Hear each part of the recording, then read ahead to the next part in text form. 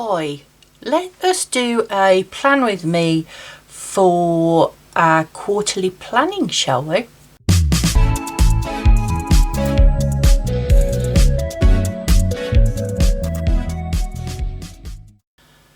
Hello everybody, it's Edwina from My Craft Orchard. How are you? Yes, quarterly planning. Let me just move some of this stuff. So there are a couple of reasons why I do quarterly planning, and one of them is to ensure I get the big projects into my everyday life.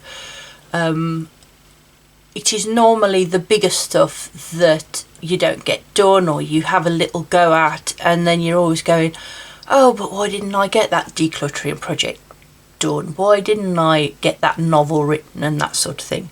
So this is how I incorporate that into my planning and how I try. It doesn't always work. Life happens, I'm afraid, but at least working towards those projects as opposed to always procrastinating or always not doing them. So in my last video on my quarterly planning, which I did in January, I'll link it down below, I actually reviewed the last 3 systems of quarterly planning that I used. So I used a Happy Planner, I used a Moleskine extra large planner, and I used this. So I've sort of reviewed them in the last video, went through all the things I liked, all the things I didn't like, and I've incorporated them into here. So let me show you what's in here, and then we're actually going to do a plan with me. I'm going to plan out my quarterly plans for my home. Okay, so I always like a bit of pretty. I always got to have a little pretty in here. Now this is all Polly Pockets, and yeah, that's what I thought. Everything's just going to be super shiny. Okay, I have just spent about 20 minutes trying to rearrange all of my lights because the Polly Pockets in this book are all shiny, look. So the only way I've been able to do it is pull a load of stuff out, but let me show you how it's set up without them being in the pockets, if that makes sense. So this is, it's obviously got a clear folder on the front, it's got rings, and then it is full of the plastic poly, and they're really thick Polly Pockets. It's not like, and you could use one of the books without the rings, with all the individual pockets in as well. That would work if you hadn't got one of these. If you're in the UK, I actually bought this out of the works, and I've actually got 3 or 4 of these because I use them for my writing and all sorts of things, and I just love them. I really like these books. So as I was saying, bit of pretty in the front, gotta have a bit of pretty. And then this is out of a book, and it's about the healing power of knitting. I like knitting and crocheting, but I just like the design and this sort of workflow. It almost reminds me of a workflow for big projects and that sort of thing. So a lot of this stuff should be in the pockets. It's shiny here. There you go. But I've pulled it out so you can see it. So this is my annual 1-pager. This is my phrase of the year. I can and I will. So I've written that on there. And then I only painted this last night, which is why it's not filled out. But I wanted to show you anyway. Just because it's quarterly or annual planning doesn't mean it doesn't have to be pretty. I literally, this is a piece of watercolour paper. I got my watercolours there and I've just blobbed colour onto it as boxes. It's as simple as that. And then I will write in, I've got 5 goals. They are all written on a piece of paper. I have done them. They are written. It's just I haven't had a chance to put them onto here. So I'll put my 5 goals onto there, which then leaves me this space here for later in the year if I want to add extra goals to the year, if I want to look at these and say, well, you know what, I'm not actually going to achieve that, but there is this other thing coming up that I could do, and those sort of things. It's a working document. It's to be looked at, every quarter, definitely every quarter, more often if you can, just to keep you on track, just as a visual reminder of this is what I want to do and this is what I want to achieve this year. I did annual planning with Megan Sumrell from the Pink Bee, and she does a whole productivity system based for women, and she does a Planapalooza in October every year, so I did that last year. I will link her details down below. If you are interested in her planning system, I do have a link as well. So that's what I'm going to do on there. The piece of paper actually underneath is my page from Planapalooza. I can't show you those because obviously I paid for that course and it's copyrighted. So that's what would be on that first page as you open up the book. And then on the second page, so let's say we flip the page like that, you will have my annual calendar. Now this serves a couple of purposes. The first one is to show me which week we're on. So I operate a couple of different systems in this book. The first one being a 12 weekly system, so that gives me the 3 months. I also operate a Kanban system, which is why we have lots of post-it notes, as well as my annual planning and future planning. So there's a placeholder in here which I will show you in a minute, for all of those future things that might come up or things I want to do, ideas, that sort of thing. So this calendar shows me, I've actually written in pencil to start with, but then I've actually gone back over with pen because I'm going to rub all these out because I didn't like the big number right in the middle, but this is something you could do. You just write in each number. So I've got last week, I'm actually filming this on the 9th, so last week was week 1, and then this coming week is week 2 up to the end of April, and then we start again. I have there's a week off for planning and then we start again.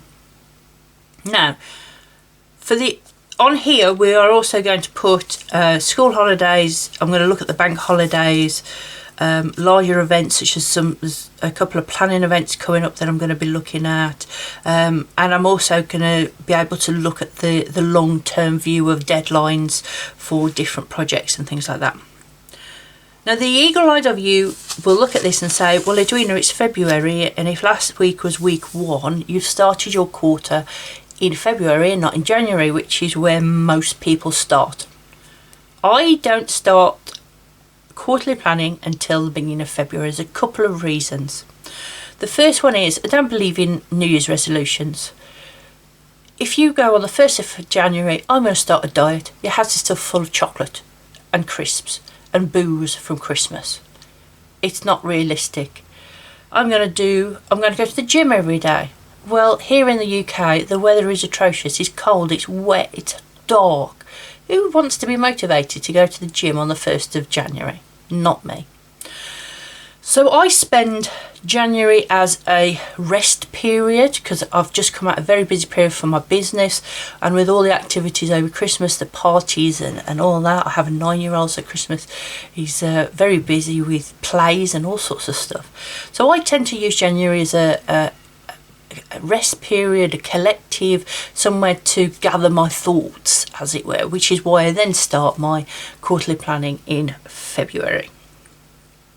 You don't have to start quarterly planning in January, February or March. You can start your quarter whenever you like. It is up to you. If you're a teacher, maybe September or August is a good time to start your quarterly planning. You know, if you started your business in June, maybe that's a good time to start quarterly planning. It is totally up to you. The idea is you look at your year, think back to the last couple of years and the rhythm of how you live your life, and choose a really good time to start. February is perfect for me.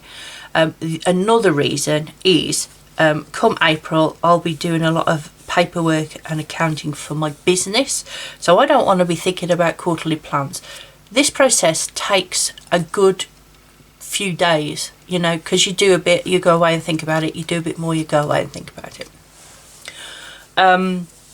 So I don't want to be wrapped up with trying to think about quarterly plans and all the finance stuff in April. And the same in July, I have VAT returns. And so this works perfectly for me. Having said that, in January, I did set all my planners up. So that's what that yearly one is all about. And the whole idea is then that will sit opposite this one. So this is a yearly plan. On here, I have all the things that I want to actually do or have got coming up. So, for instance, on here I have the half terms for the schools, Mother's Day. I have quarterly planning. I have craft projects. I have the 100-day challenge, which is going to is actually part of our supply challenge. So if you haven't caught my planner supply challenge videos, I'll link that down below. Go and check those out. That's where we are every month using our planner supplies and not hoarding them. I've also got health issues, decorating for the house. Harry, my son, will be going up into year 6 in September, which means we then have to apply for high school, big school, senior school, whatever you want to call it, for the following September. So that's a big thing at the end of this year coming up. So all of those sort of little things I've written in, as well as Planner Fest and Southwest Planner, which are planner events here in the UK. So that's what that is. And this is where you go, this is the annual planning part, and this is where you look at these and you go, right, when I'm developing my quarterly plan, I'm looking at these three. What have I got in February, March and April on here and on here that I'm going to pull off things. You know, I've already got a lot of stuff going on in February. Do I have a lot of time in February to do these quarterly things? Can I just do a few little things just to keep me that momentum of these big projects going? So that's what that is. And then so those two will sit side by side like that. What I then have here is a 1-2s list, basically. So I split my life into 5 different categories. Daisycraft is my business, that's where I earn my money. My craft orchard is this business, this channel and my social media. I have personal goals, I have home goals, and I have writing goals. So that's the next one that will sit in the next sort of pocket, because it's a double-sided. And then these are the things I want to achieve. That's when I did my annual planning. I looked at it and went, what do I want to do for my business? What do I want to do for my channel? What do I want to do personally? And that sort of thing. So that's what that is. That's sort of like a wish list, I suppose you could call it. And then that will sit in its own Polly Pocket. And then I've got... I think I've got a page that I'm going to decorate then. I've got one Polly Pocket, I think it was here, that I'm going to put just a picture in, like I have at the front, to sort of separate the two elements. So that was all my annual planning. The next section is my quarterly planning. So once again, I had my watercolours out. As you do. Let me just drop that onto there so you're not, there we go. So I got my watercolours out and I did another page and I just did splats. I really like this. So this is my quarterly 1-pager, and as you can see, I've got February, March, April, and then I've already put home and my craft orchard, and I'll put writing and I'll put personal and things on here as well afterwards. And the piece of paper behind is the Pink Bee Planetpalooza page that I've sort of pulled this off. Again, I can't show you, but I actually prefer this. Like I like colour. I like things. So that every quarter, I'm going to develop one of those, and then this is sort of honing in all that stuff from the annual into what am I actually going to do in the next 3 months for each section. Now, the one thing that I brought from doing my reviews for my other planning, my other quarterlies, was I did too much. I picked a project for each of the sections. So I always was working on 5 projects, big projects, not little projects, big projects. And it was always too much and never really achieved a lot. Did lots of little bits, but never really achieved a lot. So that's one change I have made. So I'm only focusing on 3. Daisy, obviously, that's where I earn my money, so I do have to concentrate on that. My craft orchard is my side hustle. I'm not monetized at the moment, as of February 25. I'm hoping to achieve that this year. So if you haven't subscribed, please do so. Please like the video, it does help, all of that sort of stuff. Thank you very much. So that is my goal for the next 3 months, is to grow the channel, get some free printables going, and be consistent with my videos and that sort of thing, and on Instagram, Facebook, that sort of thing. And then also later in the year, sort of when the weather improves, particularly here in the UK, I want to start decorating. I don't want to decorate now, it's horrible, miserable, I don't want the windows open for the paint, but there are still things. We've got a lot of decluttering, I've got a lot of sorting out I want to do, so I can start that project now, and my home is one of those ongoing things that's always happening. So I've chosen those 3, particularly for February. Daisy and my craft orchard for March and April, so all through both of those for the whole quarter. And then I've also put home in April because at Easter the weather gets better and I want to start decorating. So sort of decluttering in February and then decorating in April. I then also left a bit of a box here for I might want to change up a project. There might be something a bit comes in a bit more urgent, or something I need to start moving on. So I've just left that blank at the moment. I've also just very quickly right at the bottom put the writing. So if you've caught my writing video, you'll know that I'm going to be doing sort of a 14-day challenge for every couple of months, as opposed to like NaNoWriMo, stuff like that. So I've just written that in there as well. 14 days is not very long. So then I'll have a page of decorating, because that's my annual and then my quarterly plans. So what I've done is I've left this in, and the reason I've left this in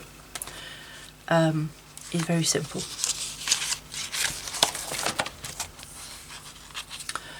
If you're familiar with a Kanban system, you'll know that you have a task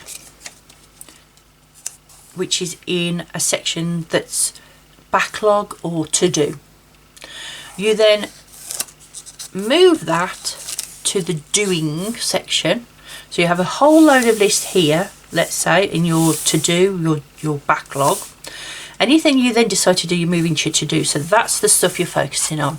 And when it's done, you put it into a done pile. Again, on your Kanban board, so it moves from here across. That's a very simplified. You can make it very complicated. There are lots of videos on Kanban boards. I got this idea from Sarah Cannon from Heart Breathings. Amazing. I just love the Kanban system that she operates. She does it on a wall. I have to do it in a book because I don't have a wall to put it on. And this works quite well for me, to be honest. So I use sticky notes, and I put the tasks to be done each week in each week. This is a 12-week sheet, as you can see. And then when it's done, I put it onto a board so I can actually see what's been done. So as I've been going through and reviewing all of my systems, I pulled all the post-it notes off and I put them on here to show you what it would look like. So at the end of the quarter, this is what my board would look like.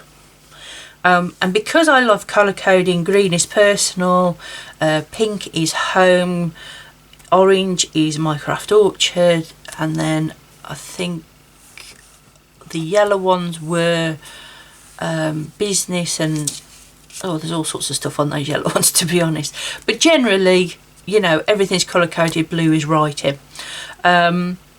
but that's just to show you what it will look like, and as every month, every week goes on, all of that stuff will go into there, and just to show you, and at the end of the quarter you go, wow, look what I've achieved, because it's that review process that really, really does help. So that's what, all of this is all done, by the way. So when I actually get into this, I will clear this board off, and it'll be clear, and it'll fill up, and then I'll clear it and it'll fill up. So that's what that is, and that sits in the next beginning of the Kanban section of this plan. Okay, so the next section is going to look like this. Again, they've all had to come out of the Polly Pockets because of all the lighting issue I've got. So this is a Happy Planner that I've pulled out of the Happy Planner, and this has got the project on it. The what am I doing, why am I doing it, who's doing it, and for when. And then I've got 4 milestones on the bottom, and then there's a little how. So if there is a specific how of how this is going to be achieved, you would write that in there, plus lots of space at the bottom for you to then start listing out any tasks that you want to do. So this is the initial, what am I going to do, why am I doing it, who's going to do it, when do I want to do it by. Now this was actually last year's. I haven't done it quite yet for my home for February, March and April 2025, but I pulled that out to show you what that would look like, and I do have the sheet ready to go. Here it is, with some things that are already on here. So the next thing to do is to pull out the sheet that's got all the numbers, the week numbers on. The reason I haven't written this out is purely because it's exactly the same. I'm decluttering because I want to decorate. Me and Stuart, which is my husband, by the end of April, by the end of February I want to do this, by the end of March I want to do that, and by the end of April I want to do that. It's almost the same. There's a few little things. I've already sorted the drawers, and I've already moved some boxes and that sort of thing. So some of these are the same, some of them are slightly different. So here is my yearly plan, and what have we got coming up? We've got half term coming up.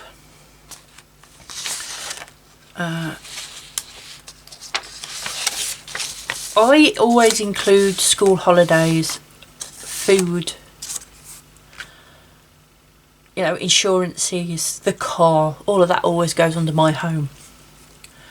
Okay, so week 1 was last week. This is the week we're just about to start, and half term's the week after.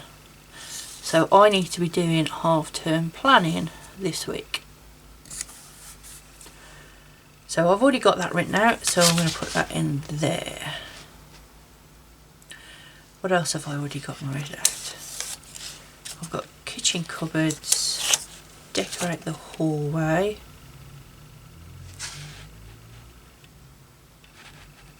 a couple of things that I'm not going to be doing this quarter. Okay, so decorating the hallway, we did make a start, but it isn't finished. So looking at my calendar, Easter is around the 18th to the 19th, 20th, and that's actually week 11 and week 12. So I'm going to put that there.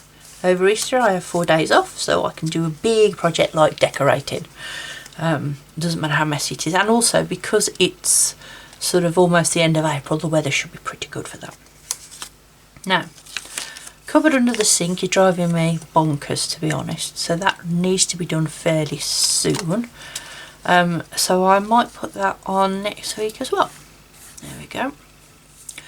Now, what else needs to be done? What I then tend to do is I just sort of lay out some blank ones of these. Let's just do 3, otherwise this video is going to be huge. But what you would then do is you go through your plan here, okay, and you would go, right, what needs to be done? We want to declutter. I want to declutter. I've got boxes in the main bedroom. There is actually another one there. So under, even though I've done them once, I'll probably want to do them again. So bedroom boxes.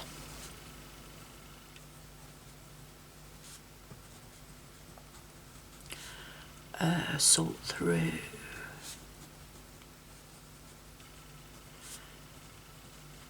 Declutter. And then there's Harry's bedroom. Cubes, I think they are. Sort through.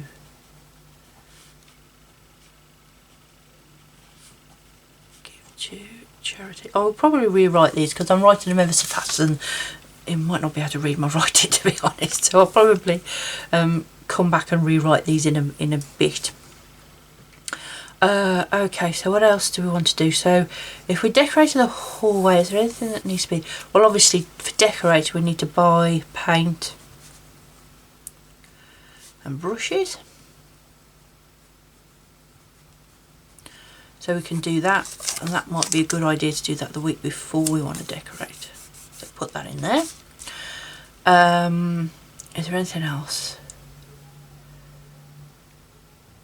Because the weather's getting better, we might be able to do something else. I am going to want to move the conservatory around for Easter, I think. So move conservatory furniture. That's the sort of thing I write on these, okay? And then once I've written them all out, and then if I already know, like there, buy paint, we're decorating, put it straight in. Go back to my plan, my weekly, and look at it. There isn't much happening really, so I could literally just go like that and put them in the next 4 weeks. I'm not going to want to move the furniture, but I do want to do it for Easter, so I'll probably put that in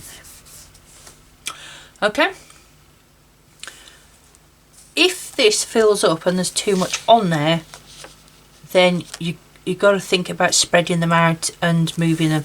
You know, if I'd got 3 or 4 post-it notes on there, I would say, well, that's actually too much, so I need to be putting them in these weeks, and which ones of those can I move? So that's how I would do that. And I have one of these 12-week. I have a plan and a 12-week for each element. So there's content planning, there's daisy craft, there's personal, and all of that. So each one will be a sheet that looks like that. Here I actually have craft projects that need to be looked at, particularly Mr. Circle's scarf needs to be done, so I'm going to put that on week 2. These aren't all done because I haven't done them, but I have got little post-it notes everywhere ready to sort of slot into each of the weeks. Now you might be asking, why don't I put all of them onto one 12-week plan? So I put all the pink on, and then I put all the orange for my craft torch and all my writing all on the same week. There is a reason, and I actually put a sample together to show you what that would look like. There you go. These are all done. All of these post-it notes are done. They need to go on the blue board, but I've put them here as an example.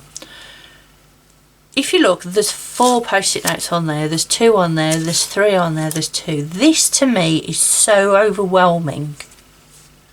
It is just, you know, there's piles and piles and piles of post-it notes all on the same sheet. For me, I can't operate like that. It's just too much. I would look at 4 post-it notes and go, first, no way, I'm going to get all that done today, this week. By looking at a sheet like that, where there's only 2, I can go, well, actually, I'll probably get that done in half an hour, or I might do that while I'm cooking the tea. That to me personally is an easier way of managing these projects. And remember, I'm only doing 3 this time. I'm only looking at home, my craft orchard and Daisycraft, and then there will be a little bit of writing, and yeah, there's a craft project, but craft projects are something that I do on an evening when I'm watching television or when I'm at craft club. It's not a I need to sit down and do a focus on that. It's a adding to what I want to do. So that's why I don't put everything all on the same sheet. You can, by all means. So that's that. Now, if anything comes up as I'm going along, and I haven't pulled these out, so I'm sorry that they're shiny. I have one of these yearly plans that I had at the front for 26, so anything that comes along as I'm planning, I can drop it straight onto there. And then I have a piece of paper for each quarter, so quarter 4, quarter 3, quarter 2, so anything that's specific that I want to do. Now, for instance, quarter 4, which is December, the first thing that'll go on there is Christmas planning. I know that. In September there's a planner event I want to go to, so that will go onto there, and I might actually look at that and say, well, I want to start planning gifts and things like that in quarter 2 to give me enough time to get those done. I also have a piece of lined paper here for just jotting stuff down. So this is a capture for later in the year, ideas, things I want to do, possibly want to do, and then when I come to do that quarterly review, I will look at these and go, yeah, I can do that, no, I don't want to do that, etc. So that's how that works. The last thing I want to show you is how I get this out of this book into my working plan, as it were. So these are the 2 sheets that I'm working on. Now, I would only do this every month as part of my monthly planning. You can do it as part of your weekly planning, not a problem. So this is my weekly planner. Okay, as part of my channel, I've done annual planning. I'm doing quarterly today. Next month I'm going to do monthly, and I'm putting cough on my words. And then the month after, I'm going to show you how I weekly plan. So all of this is coming, okay? So the monthly planning here, I have filled out a few things, just more of a, when I don't have my monthly master plan, which is in here. So this is a campus book, which is undated, and I've dated it up. So there's January, and this is a place where I come and write everything down. Can you do such and such? Let me just check. Can you? Oh, there's an email, there's a text message from the school, my sister, my mum, whatever.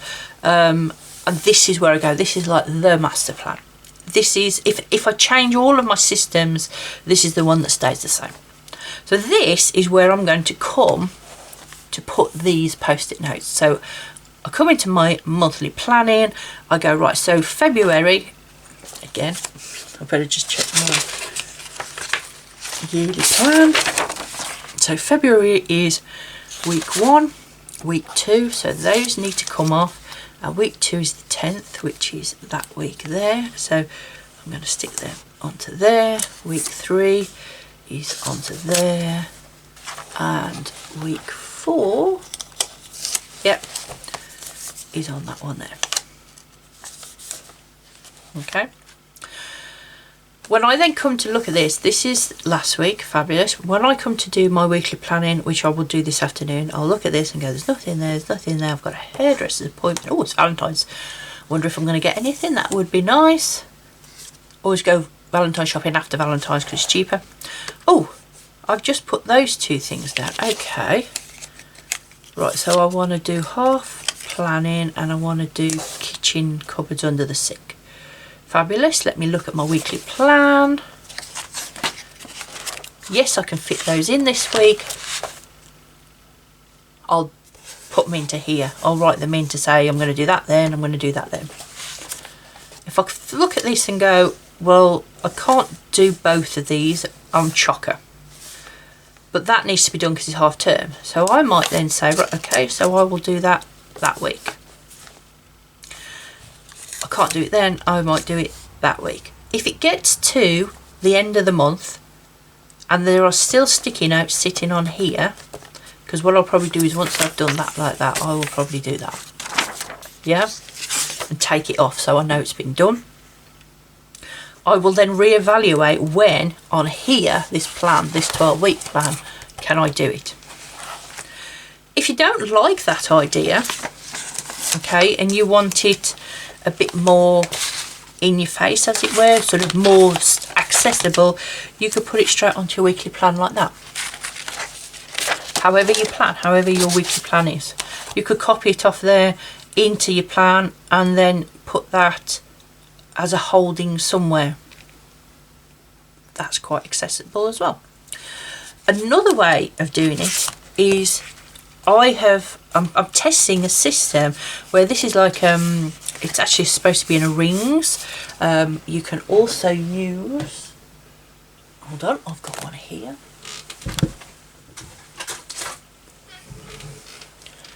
A traveller's notebook.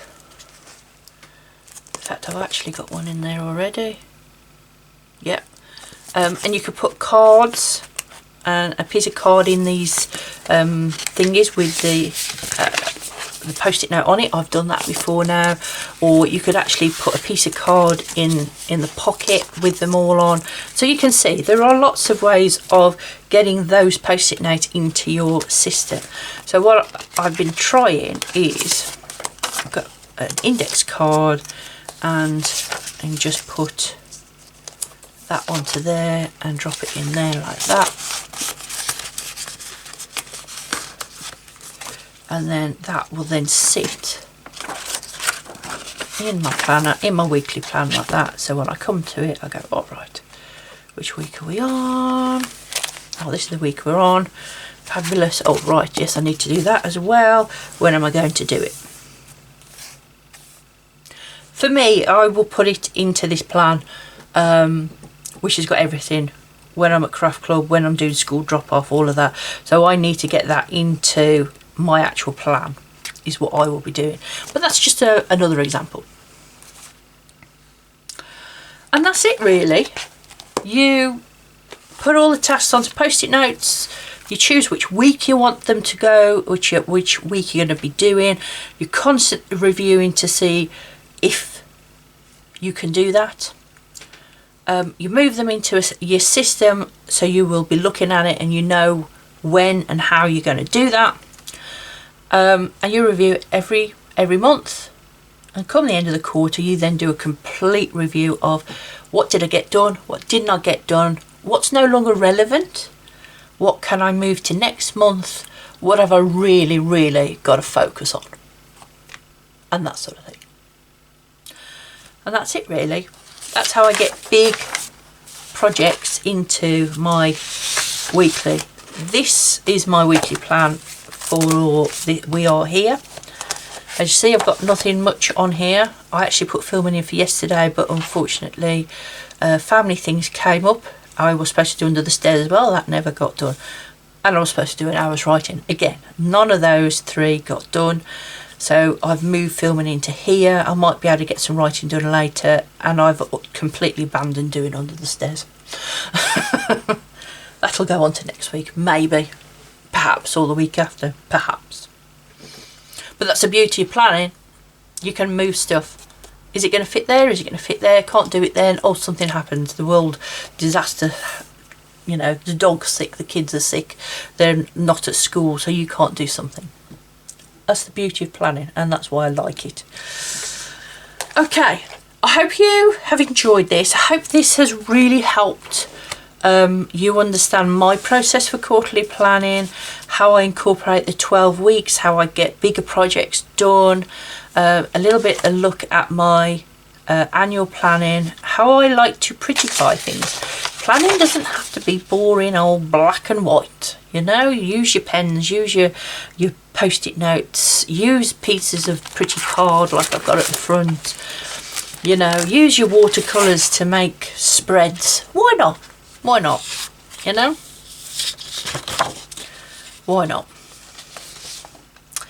Thank you for watching. And I hope to see you next time. Please comment down below if you have any questions, if you do quarterly planning, all of that. And I'll see you next time. Thanks for watching. Bye bye.